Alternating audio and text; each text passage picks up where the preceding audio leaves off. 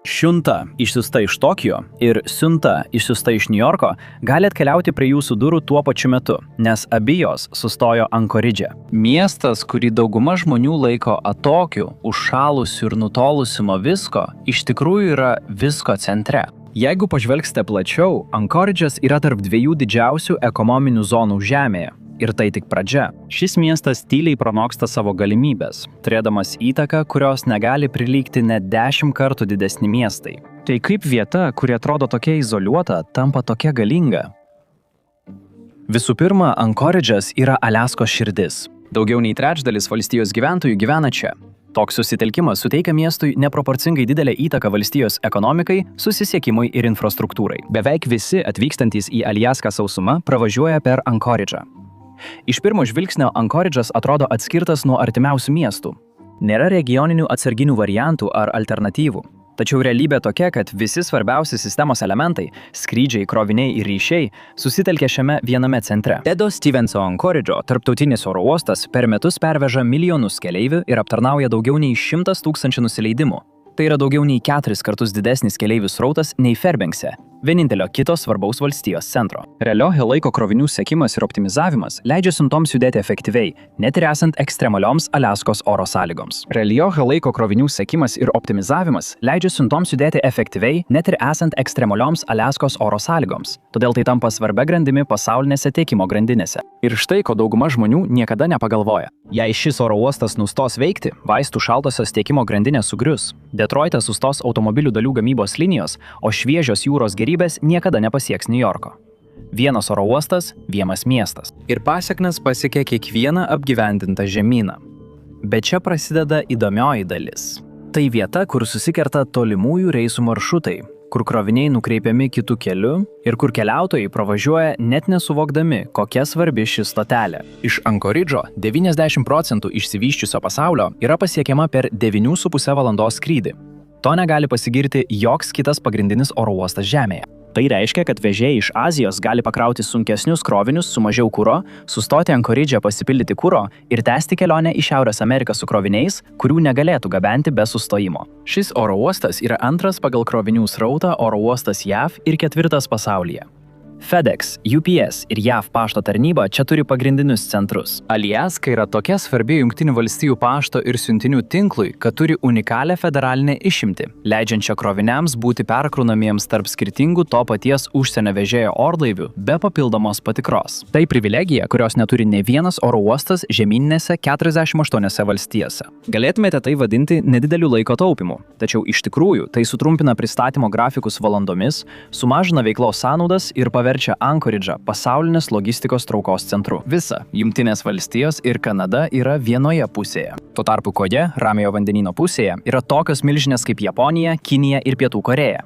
O krovininiai maršrutai iš Rusijos gali tiesiogiai kirsti Arktį ir Ramųjį vandenyną, todėl Ankoridžas tampa natūraliu patikros tašku sunkiems kroviniams, judantiems tarp žemynų. Ir dabar keleivinės oro linijos atkreipia į tai dėmesį. Jos prašo tokio pat lankstumo keleiviams. Žingsnio, kuris galėtų paversti Ankoridžą iš krovinių centro į visavertį pasaulinį tranzito centrą. Ankoridžo įtaka apima ne tik aviaciją, bet ir jūrą. Aliaskos uostas perveža 95% valstijos rafinuoto naftos produkto ir beveik 3/4 visų krovinių, sujungdamas svarbiausius išteklius su oro uostu ir už jo ribų. Kiekvienas per šį uostą praeinantis krovinys padeda bendruomenėms gyvuoti, verslams veikti ir infrastruktūrai būti aprūpintai kuru. Ir tai taip pat pelninga. Aliaskos uostas generuoja pakankamai pajamų, kad galėtų finansuoti savo plėtrą ir atnaujinimus, o taip pat moka mokestimi miestui, kuris padeda išlaikyti vietos valdžią. Svarbiausia jo užduotis – tiekti kurą miesto milžiniškai kariniai baziai ir tarptautiniam oro uostui, užtikrinant nepertraukiamą veiklą bet kuriuo metų laiku. Net žiemą, kai Kniko įlanka užšąla, uostas veikia be pertraukų. Pastaraisiais metais uostas perkrovė daugiau nei 5 milijonus tonų kuro ir krovinių. Kadangi Aliaskos gyventojų skaičius ir pramonė auga, šie skaičiai tik didės. Užtikrinti, kad Aliaska būtų aprūpinta maistu ir kuru, yra labai svarbu, nes jį pagamina daug daugiau nei suvartoja. 2024 metais Aliaskos BVP siekia beveik $70 milijardų, o didžiąją dalį sudarė nafta ir dujos. Nafta iš Prudhoe įlankos keliauja per Ankoridžą. Ir šis srautas nėra tik vietinis, jis yra strateginis. Nes kiekvienas į pietus keliaujantis naftos barelis stiprina JAV energetinę nepriklausomybę, mažina priklausomybę nuo užsienio naftos ir suteikia šaliai didesnę savo tiekimo kontrolę. Nafta, skirta tarptautinėms rinkoms, dažniausiai keliauja į krovininius laivus plaukiančius į Ramųjį vandenyną. Mažesnės, didelės vertės prekės skrenda oru per Tedo Stevenso oro uostą. Iš viso Aljaska kasmet eksportuoja apie $7,2 milijardo vertės prekių, įskaitant tokius produktus kaip jūros gėrybės ir žalia nafta. Nors kai kurie mažesni laivai ir skrydžiai išvyksta iš kitų oro uostų ir jūrų uostų, Ankoridžas yra vienintelė centrinė vieta, galinti aptarnauti didelio masto krovinių gabenimo operacijas, kurių reikalauja sparčiai augantis Aliaskos eksporto verslas. Tai tikėtina tik paspartins žmonių antplūdį į miestą, ieškančių sunkaus, intensyvaus, bet patikimo darbo svarbiausiose valstijos pramonės šakose. Didžioji Aliaskos dalis žiemą sustoja, Ankoridžas ne. Kai temperatūra 7-8 mėnesius per metus būna aukštesnė nei nulis. Uostas veikia, bazė dirba, o oro uostas priima ir išleidžia lėktuvus. Ir kuo ilgiau tęsiasi šis laikotarpis, tuo didesnis Ankoridžo pranašumas prieš visus kitus valstijos miestus. Ir kai oro sąlygos prie vandens tampa mažiau ekstremalios, skrydžiai į oro uostus ir iš jų tampa lengvesni. Tačiau Ankoridžas turi dar vieną kozirį rankovėje. Ir kai kitos vietovės susiduria su sunkumais, Ankoridžas vis dar gali gauti naudos. Arktis atsiveria, temperatūra kyla greičiau nei pasaulio vidurkis. Ledynai tirpsta, o laivybos keliai pradeda atsirasti. Vietovės, kurios anksčiau buvo padengtos amžinuoju įšalu, dabar vis labiau atsiveria sezoniniai veiklai. Ir priežastis tam yra akivaizdi. Aliaska šyla 2 ar 3 kartus greičiau nei pasaulio vidurkis.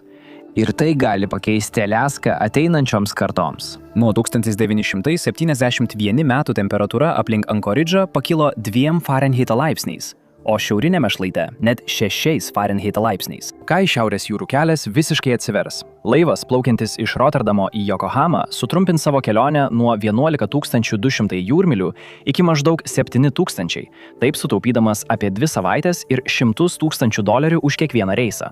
Kadangi trumpesni Arkties laivybos maršrutai sparčiai daugėja, kiekvienas laivas tarp Europos ir Azijos turi praplaukti netoli Ankoridžo stebėjimo zonos. Miestas tampa strateginiu jūrų siauruoju tašku, kuris prilygsta net Hormūzo sąsiauriui. Tirpstantis amžinas įšalas, ilgesni sezonai ir atsidarančios laivybos linijos sukuria tiek iššūkių, tiek strateginių galimybių, todėl Ankoridžas tampa vis svarbesniu energetikos ir prekybos centru. Tačiau tai neapsieina be pasekmių. Nafta ir gamtinės dujos yra pagrindiniai klimato kaitos veiksniai, o čia vykdomos gavybos mastai gali būti viena iš priežasčių, kodėl šis regionas šyla greičiau nei beveik bet kur kitur Žemėje. Tačiau tai, kas pasauliniu mastu laikoma ilgalaikė krize, trumpuoju laikotarpiu gali sukurti naujų galimybių vietiniams gyventojams. Tirpstanti ledas ir besikeičiančios sąlygos atveria anksčiau nepasiekiamus išteklius ir prekybos kelius. Todėl Ankoridžas atsiduria dar strategiškesnėje padėtyje nei anksčiau. Tačiau tai gali ne tik suteikti galimybių, tai gali pakeisti visos valstijos veidą. Šiuo metu žemės ūkis Aliaskoje yra labai ribotas. Augimo sezonas trumpas, žiemos ilgos ir tik atspariausios kultūros gali išgyventi. Tai reiškia, kad dauguma šviežių vaisių ir daržovių turi būti atvežami iš žemyninių 48 JAV valstijų, dažnai brangiai, o kartais atvyksta po ilgos kelionės, dėl kurios nukenčia kokybė. Šios ribos pradeda trūkinėti. Temperatūrai kylant, ūkininkavimo laikotarpis pradeda ilgėti. Tai, kas anksčiau atrodė neįmanoma, pamažu tampa įmanoma. Ilgesni augimo sezonai, didesnis derlius ir didesnė įvairovė.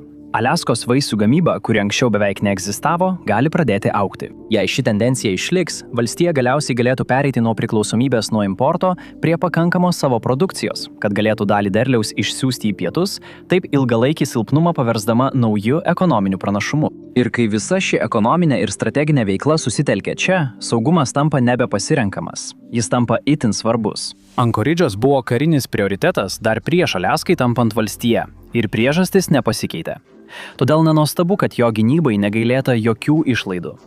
1935 metais generolas Billis Mitchellas, JAV oro pajėgų tėvas, pasakė kongresui: "Tikiu, kad ateityje tas, kas valdys Aliaską, valdys pasaulį." O Ankoridžas yra Aliaskos ekonomikos ir gyventojų tvirtovė. Norint pasiekti jį iš vandenyno, laivai turi plaukti Kuko įlanką, o tada vingiuoti siauresne Niko atšaka. Ten ir yra miestas. O visai šalia yra jungtinė Elmendorfo Richardsono bazė. Atoki? Be abejo. bet taip pat tai yra viena galingiausių karinių bazių Jungtinėse valstijose. Šia pirmoji Jungtinių valstijų gynybos linija susiduria su Ramiojo vandenyno ir Arkties grėsmėmis. Jungtinė bazė Elmendorfas Richardsonas, kurioje gyvena daugiau nei 40 000 žmonių, yra miesto pakraštyje. Jie aptinka galimas grėsmės iš Ramiojo vandenyno ir Arkties, o taip pat čia vykdomi svarbūs tyrimai apie ledą, laivybos kelius ir energetinius išteklius. Bet kokia raketa paleista iš Rusijos ar Kinijos žemyno link pirmiausia būtų aptikta čia. Beveik visos pagrindinės Aliaskos operacijos, nuo Aliaskos vadovybės iki NORAD regioninių pajėgų, yra suteltos aplink Ankoridžą, sutelkiant svarbiausią gynybą viename strateginėme taške. Tačiau tai dar ne viskas. Po Arkties ratu slypi apie 13% pasaulio neižvalgytų naftos išteklių ir 30% pasaulio neižvalgytų gamtinių dujų. Ir vienas svarbiausių vartų į šiuos išteklius eina per Ankoridžą. Kas valdo šį miestą, tas valdo ir kitą šimtmetį labiausiai ginčiamą išteklių koridorių. Skirtingai nei dauguma karinių bazių, kurios tyliai įsikūrusios miesto pakraščiuose, jungtinė Elmendorfo Richardsono bazė yra tiesiai į šiaurę nuo Ankoridžo gyvenamųjų rajonų. Ji nėra kažkur toli. Vidutinis gyventojas jos įtaką jaučia kiekvieną dieną. Tai yra didžiausias miesto darbdavys, o federalinės investicijos į šį regioną tikėtina tik didės. Ateities grėsmės dar labiau sustiprina šios bazės svarbą. Nors Rusija šiandien kelia mažiau nerimo, Kinijos iškilimas paverčia Ramųjį vandenyną galimų konflikto židiniu. Ankoridžas yra JAV atsvara, antrasis atakos taškas, atsako ir galios projekcijos bastionas. Konflikto su Kinija metu, naudojant konvencinius ginklus, Ramusis vandenynas taptų pirmuoju mūšio lauku. Havadžiai būtų akivaizdus pradinis taikinys, primenantis netikėtą Antrojo pasaulinio karo ataką. Kol Havajai atlaikytų pirmąją bangą, JAV galėtų mobilizuoti atsaką iš jungtinės bazės Elmendorfo Richardsono. Ankoridžas taip pat yra svarbių Arkties mokslinių ir energetikos tyrimų programų vieta, suteikianti tiek kariuomenės planuotojams, tiek korporacijoms duomenų apie ledo sąlygas, laivybos kelius ir išteklių prieinamumą. Tai gebėjimas, kuriuo gali pasigirti tik nedaugelis pasaulio miestų. Aliaskos karinis ir ekonominis sektoriai veikia išvien. Jungtinė Elmendorfo Richardsono bazė ne tik atgraso galimas grėsmes, bet ir palaiko miestą, kurio uostas ir eksportas palaiko pasaulinę prekybą, taip sustiprindama Ankoridžo kaip įtakos centro statusą. Tačiau visa tai turi ir labai rimtų trūkumų. Šylančios vandens temperatūros jau kelia grėsmę lašišų buveinėms, o tai kelia pavojų vienai svarbiausių Aliaskos pramonės šakų. Tačiau tuo pačiu metu nauda yra milžiniška. Lengvesnė prieiga prie naftos ir gamtinių dujų, ilgesni veiklos sezonai ir naujų teritorijų atverimas tyrinėjimams galėtų atnešti daug daugiau pajamų nei prarandama, bent jau trumpuoju laikotarpiu. Ir visa ta veikla – energetika, laivyba, logistika – turi praeiti per vieną vietą. Niekas tiksliai nežino, kaip viskas klostysis, bet Ankoridžas jau dabar yra pasiruošęs dominuoti. Gynyba, pasaulinė prekyba, prieiga prie Arkties, energetika – visa tai susikerta čia. Miestas, kuris atrodė kaip pasaulio pakraštys, pasirodo esąs jo svorio centras. Ankoridžas ne tik yra žemėlapyje, bet ir pradeda jį valdyti. Ačiū, kad šiandien buvote su manimi. Tikiuosi, jums patiko šis vaizdo įrašas. Jei norite pamatyti daugiau tokių vaizdo įrašų, prenumeruokite kanalą ir įjunkite pranešimus. Tai tikrai labai svarbu. Dar kartą ačiū ir iki kito karto MEPEC laidoje.